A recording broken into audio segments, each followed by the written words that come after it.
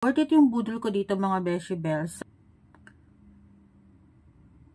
Ang ganda niya, babe. Finally, dumating na nga itong Serum Tinted Lip Balm ng Ever Belena. Ako na lang ata yung hindi pa nabubudol nito. So, dahil nagkaroon ng sale, ayan, nabudol tayo mga vegetables. And gusto ko siyang itry kasi lagi ko siya nakikita dito sa FYP ko. So, ang shade na nakuha ko dito is yung Bloom and Cherry. So, itatry natin itong shade ng Cherry.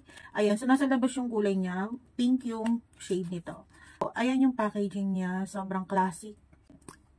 Very sexy yung kulay nito mga vegetables. And ang sabi dito is very moisturizing, hydrating din siya, and lightweight lang siya. Kasi nga, para to sa may mga dry lips, katulad ko. So, kung dry lips kayo, baka para sa inyo to. And meron siyang shea butter and vitamin E, mga besh. So, ito yung kulay niya.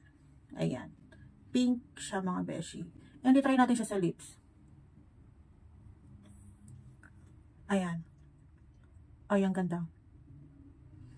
Ang bango niya, mga besh. Very calming yung amoy nito. Hindi ko ma-explain kung ano yung amoy na yun. Pero, ang bango niya. Ayan. Diba? Ayan. Ala, ang ganda niya. Very lightweight lang siya. Ay, ang ganda.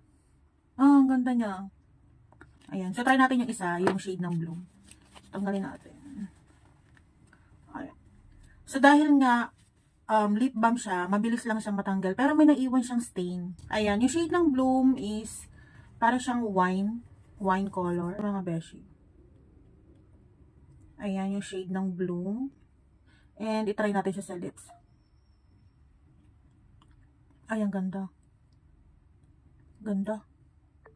Ala, bakit ngayon lang to nagpakita? Bakit ngayon lang ako nagpabudol dito? Ang ganda.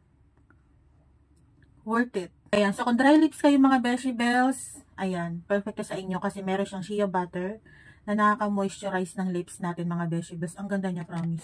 Sulit na sulit yung binayad ko dito, and syempre may voucher si TikTok nung nabili ko to.